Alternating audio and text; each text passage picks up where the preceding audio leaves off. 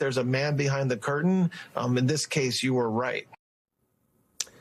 Whatever you think of the Southern Poverty Law Center, there are people who think that they are too expansive in calling everything a hate group.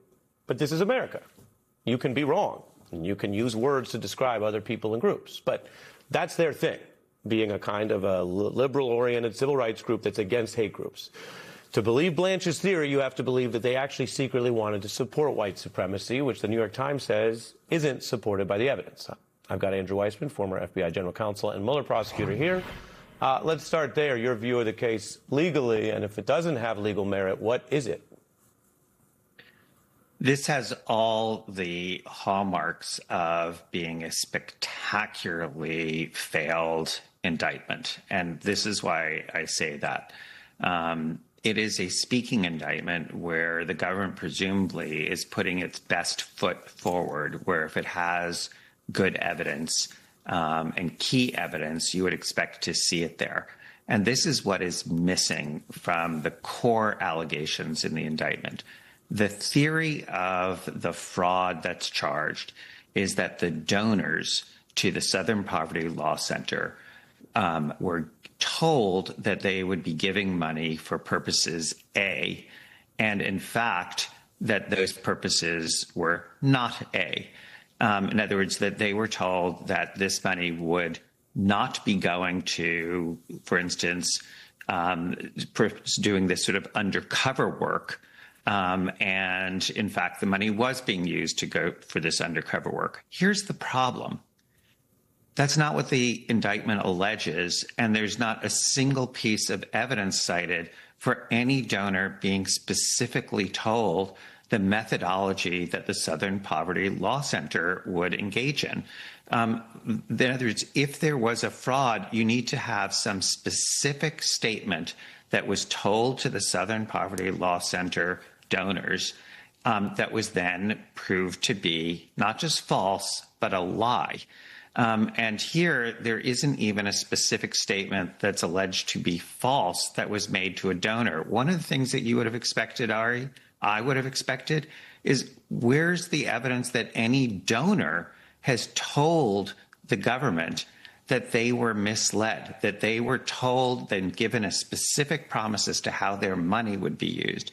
I contrast this a lot with the Build the Wall case, where Steve Bannon and others were charged and convicted because there the donors were alleged to have been told, and then it was proved up, that none of the money would be going to such things as salaries or private costs that were being, and it was being funneled off to Steve Bannon and other executives.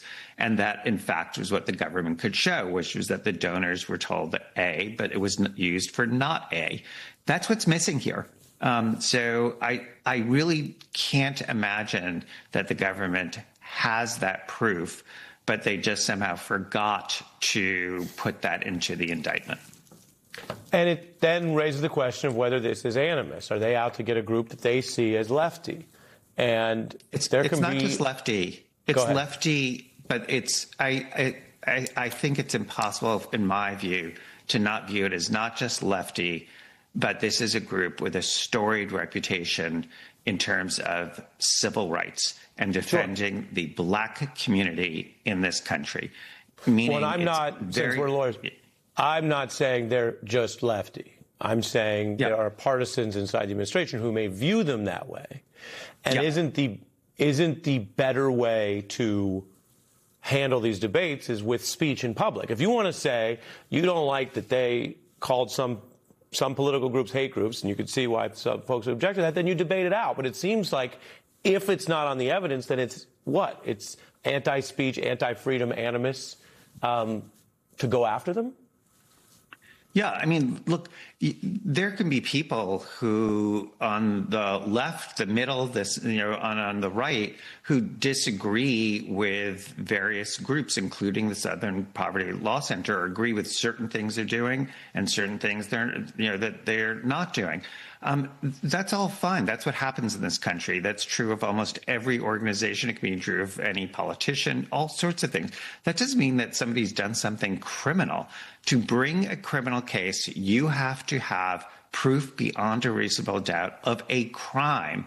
And here it is just so, to me, appalling that the indictment doesn't specify what is the actual crime, what is the false statement that was made to donors that that got money from them, that said the money would not be used for this purpose.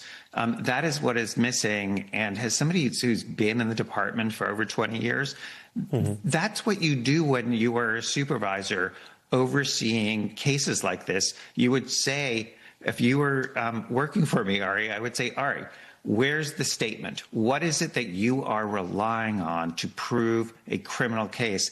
And there, it's because it's not there, you do have to ask the question you are correctly asking is, why are you bringing this case? Right, what is this? Why are you targeting them?